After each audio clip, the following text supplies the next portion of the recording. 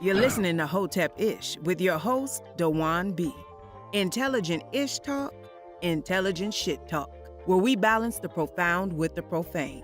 Political satire, celebrity and expert guests, information and entertainment, conversation and solutions. Leave your feelings at the door.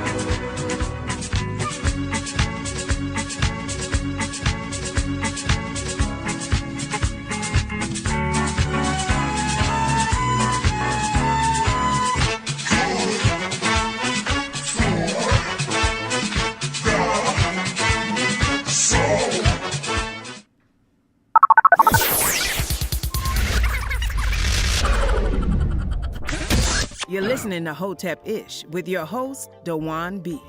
Intelligent ish talk, Intelligent Shit Talk, where we balance the profound with the profane. Political satire, celebrity and expert guests, information and entertainment, conversation and solutions. Leave your feelings at the door. What up, y'all? Yes, I leave that part in there for a reason.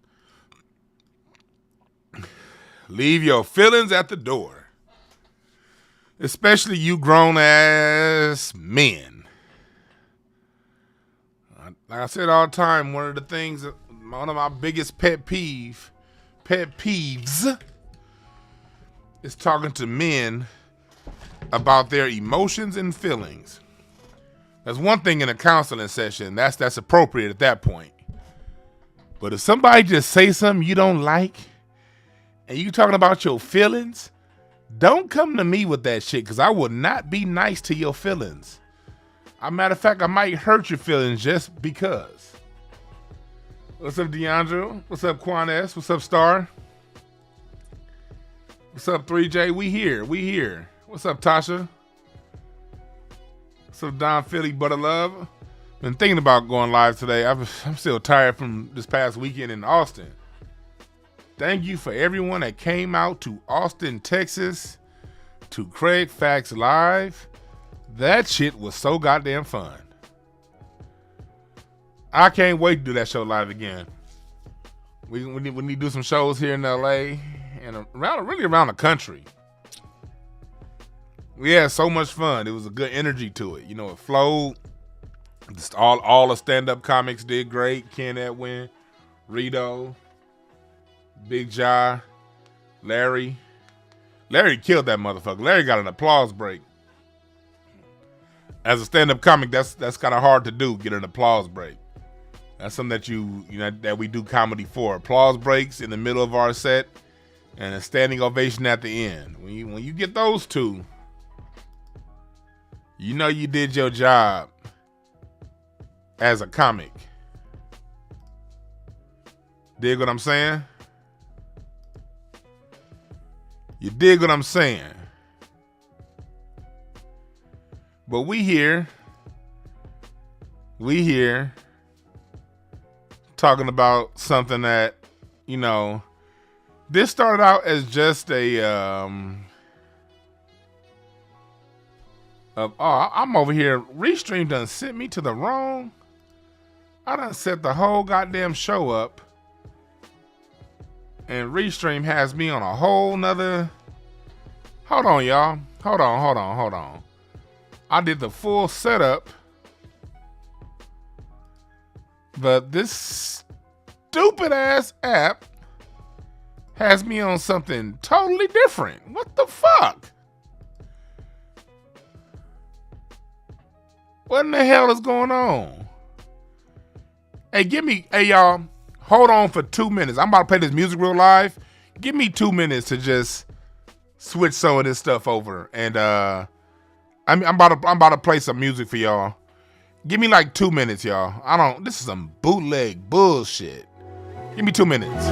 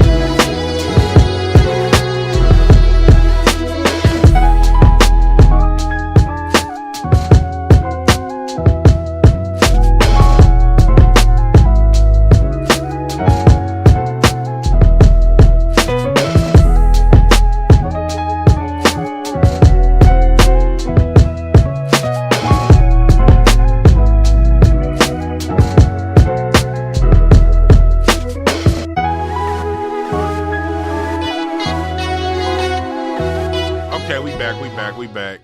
I done did a whole damn setup on Restream to have everything right. See, I like having my stuff right. I don't like that bootleg shit. Oh, that's what happens. These people get paid all this goddamn money in tech to get shit right and don't get shit right.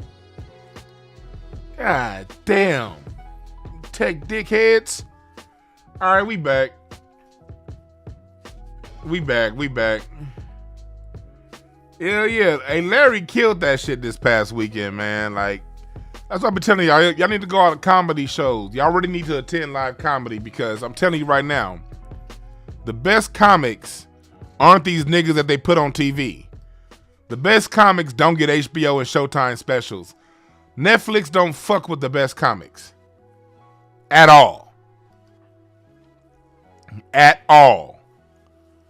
You got to get out there and see who's funny.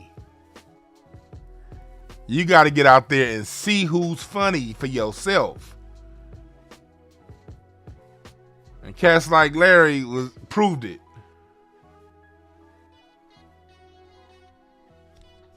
What's up, Nino Black? What's up, Foodaphilia? Oh, shit, we got Larry in the chat room. Oh, you saw the live stream? See, I didn't even know the show was being live streamed when we did it on that last show. I didn't even know we were being live streamed. Until like later. Yeah, but it was cool being around like Teddy, Ja, Larry. We all started together, man. And everybody's off going their different ways in this game. But everybody's successful in their own way, in their own path. You dig what I'm saying? So yeah. Yeah, we here. But I'm doing this broadcast today, and you say it took me a while to just recover from Austin. I just needed some time, just me and my wife, just to kick it. You know what I mean? Like I wasn't go live yesterday, but I was like, man, I ain't seen my wife all goddamn weekend. You know, I'm a Gemini. I'm you know how Geminis are. I'll be like, I love y'all, and at the same time, I'll be like, man, fuck them niggas. And I genuinely mean both. Yeah, not that I don't want anything bad, but sometimes you're like, man, I don't feel like talking to goddamn nobody. And that was me yesterday and most of today. Shit, I was gonna go live at 11 this morning, but I was like, man, I don't feel like talking to no goddamn body. I'm just gonna sit here and watch Christmas movies. Hell yeah, we gotta come to Atlanta. Yes, we do have to come to Atlanta. I look forward to coming and bringing the show down to Atlanta. I think y'all gonna love it. I know y'all gonna love it because the energy was live. The energy was great. Thank you again for coming out. And when we do it again, we gonna need y'all there. We are going to need y'all there when we do it again. Thank you again for coming out. But today we talking about choosing the right role models correctly. I put a Facebook post up last week. And in that post, we were talking, I was asking, with all this attention towards free Larry Hoover, and don't get me wrong, I understand why people are saying he needs to be freed. I understand he did more than gangster stuff. He did a lot of good for the community too. I'm not taking none of that away. He tried to organize the community politically in some ways. I'm not taking any of that away from him. But the question still remains. Does putting all of this energy and effort behind someone who made their names in the street over actual revolutionary freedom fighters, what message does that send to one, us, our people in house, the children? And what message does that send to the greater society, to the world, about our priorities? Are we focused on the people who have done right by us?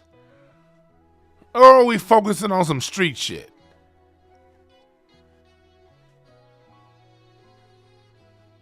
For those who don't know, there was a major concert this past weekend in LA.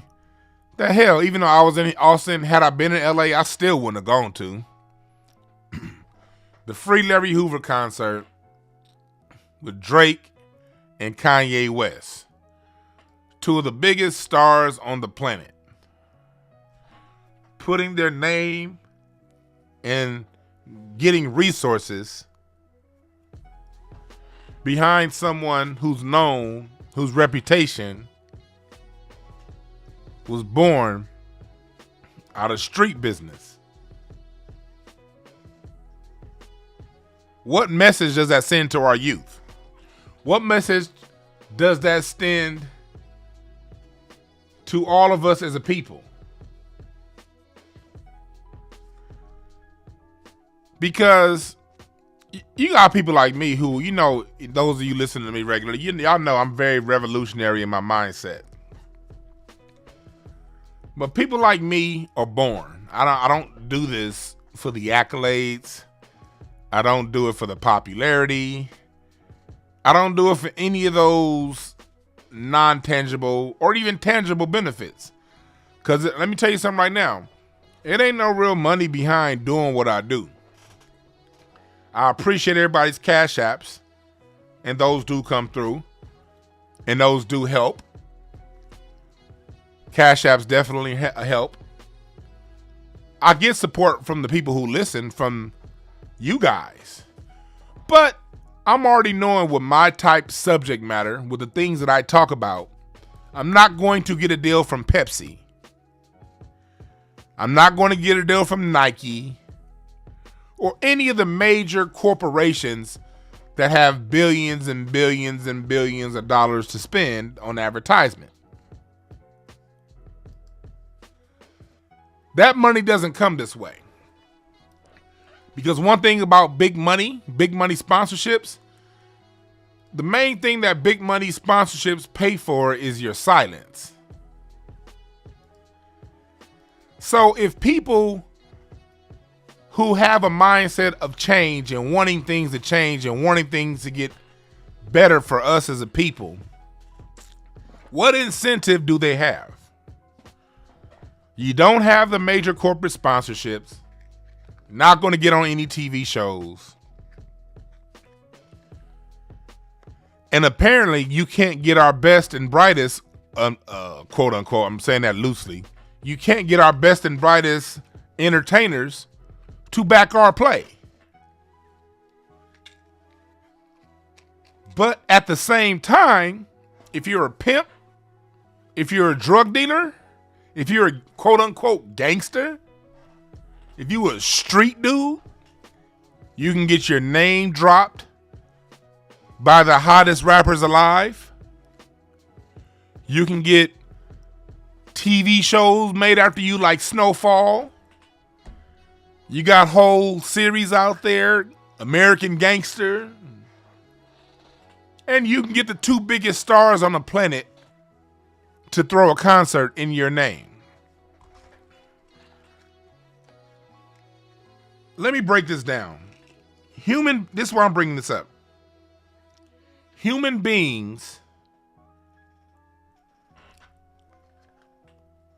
respond to two things and two things only: rewards and consequences.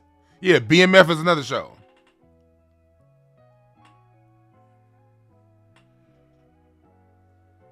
Human beings are motivated by two things: either rewards or consequences. The people in black society who gets the rewards these days seem to be those who come from the criminal element or the hoeing element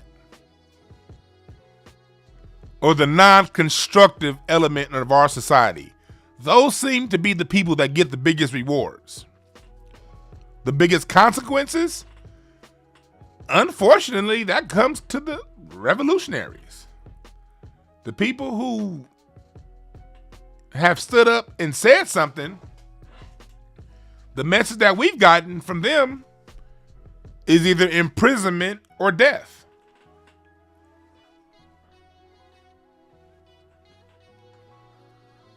So what does that say?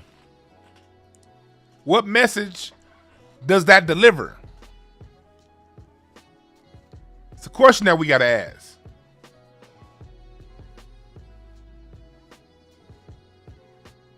It's a question that we have to ask. And I hear people saying, well, Larry Hoover was a revolutionary. Yeah, he did something. He had some things planned, but that's not how he got his name. That's not what we know him for. There are some things he tried to do later during his free time to change things, of course. But that's not how we were introduced to him. That's not what we know him for. He's known for his street level activities.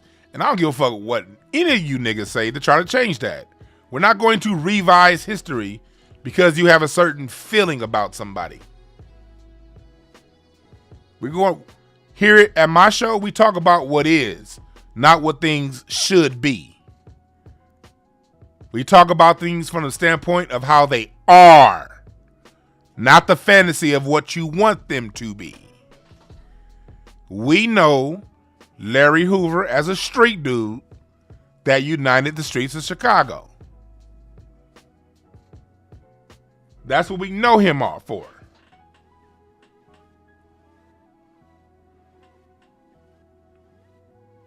And he earned that reputation, no matter what he did later on to fix it.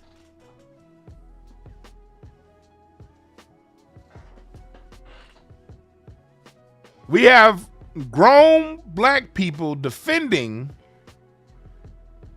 this. So what message does that send to the kids?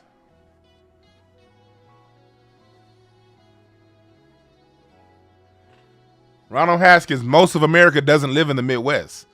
I'm going by what most of America knows him as. And matter of fact, I know people in the Midwest. I know they know him as everything, both the good and the bad. Why? What's the fucking point? We have people who are in the Black Panthers who are still in prison now. We got Assata Shakur, Tupac's auntie, still living in Cuba now. The only people she ever went at were the cops. We as black people have so many people who have fought on our behalf that we flat out ignore. Period, point blank. I talked on my last show about TRM Howard. We got kids that don't know who Fannie Lou Hamer is. Here's the thing about it. We as black people, we have such a rich history of people who literally put their lives on the line to fight for us, who cannot get a mention. And these same parents talking, these same adults running around talking about the greatness of Larry Hoover ain't got don't even know who these people are that really fought on our behalf throughout the 50s and the 60s during the civil rights movement, throughout freeing us from slavery. Niggas don't know who John Horse is. John Horse is a real fucking gangster. John Horse killed all them motherfucking white folks on our behalf in the Seminole Wars. Never got caught. Bass Reeves, Robert Smalls. Nigga, we invented the light bulb, and niggas don't even know that, but y'all want to talk about some free Larry Hoover. What the fuck are your priorities?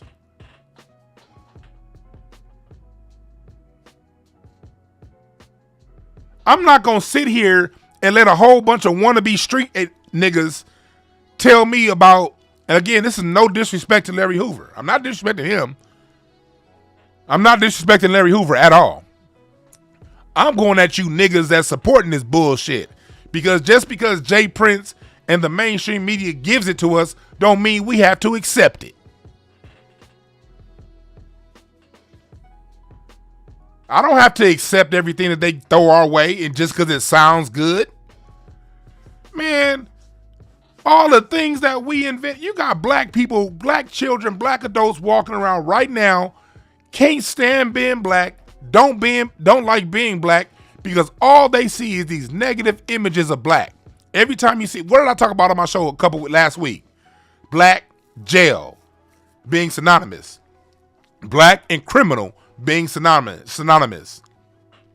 Black and deadbeat dad. Black and fatherless child. Black and gangster. We got all this shit coming at us. Yet the kids see the adults fighting someone who earned their reputation through criminal activity. And I said earned.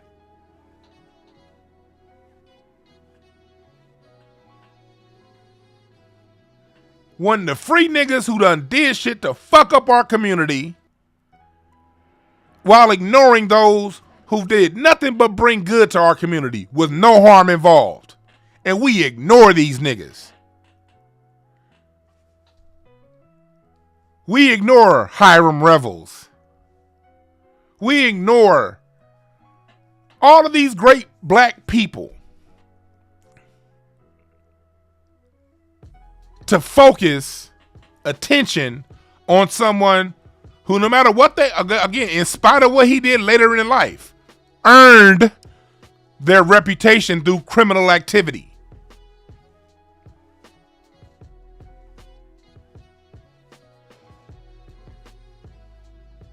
And then you got people talking about something, well, he kept the streets together. So did the Black Panthers. Why ain't you fighting for them, niggas? So did SCLC and certain members within that. Not all the motherfuckers. We over here talking about free Larry Hoover, and the kids don't even know the greatness of Dick Gregory. And Dick Gregory just died a couple years ago. And we got people out there that don't know what he did for us. We been having community organizers, people that kept the streets on lock. Noble Drew Ali, Elijah Muhammad, Marcus Garvey. We don't even know the fuck about Marcus Garvey when we talking about some goddamn Larry Hoover. What the fuck is wrong with us?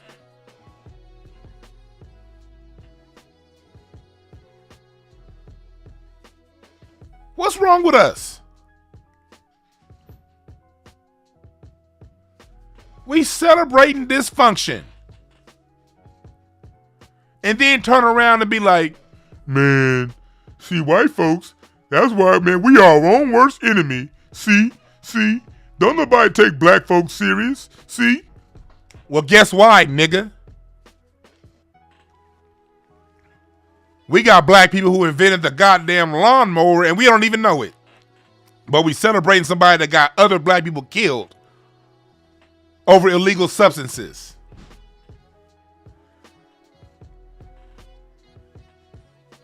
Talking about we need role models.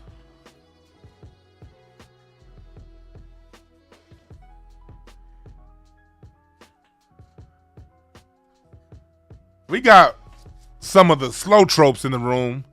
I literally said we ain't tearing down Larry Hoover. We talking about the niggas that support him. But we got people in the chat room talking about we tearing our best down. No, I'm tearing you down.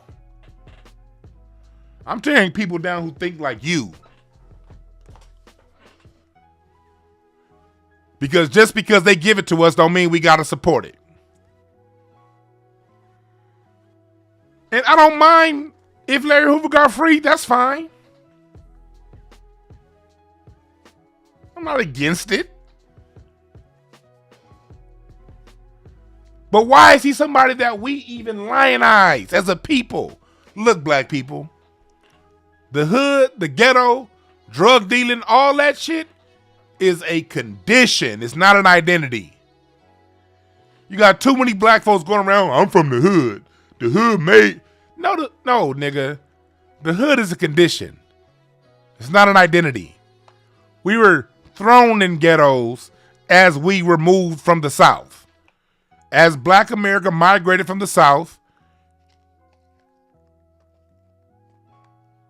because of Jim Crow, we were funneled and placed into ghettos. That's not who we are. It's a condition of what happened to us. We're not gangsters. We ain't drug dealers. Being a gangster is a condition of a fucked up environment. It's a response. Being a drug dealer is a response to not having enough credible, straightforward opportunities given to us. The regular jobs were given to immigrants, so dealing drugs, gangster activity was a response to that. It's something that we had to go through to get to where we are. It's not who we are.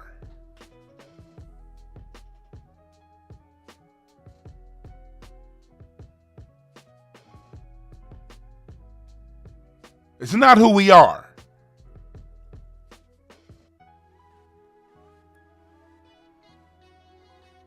It's a response to the conditions that we were put in. But over the last 30 years, this whole gangster identity thing has been something that we as Black people have accepted. And now's the time that we stop accepting this shit and reject it. And any of you niggas that got a problem with it, fuck what you got to say. We've been listening to you motherfuckers for too long. It ain't worked. We've accepted the gangster identity over the last 30 years, and what has come out of that? When we accepted the whole gangster drug dealer moniker in the 90s, guess what? In the 90s, we still had the hood back in the 90s. There was no gentrification back then. If accepting this whole gangster hustling mentality was something constructive for us, we would have had the economics to not be gentrified up out of our shit.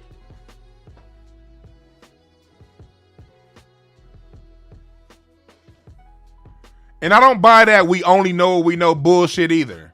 I don't buy that.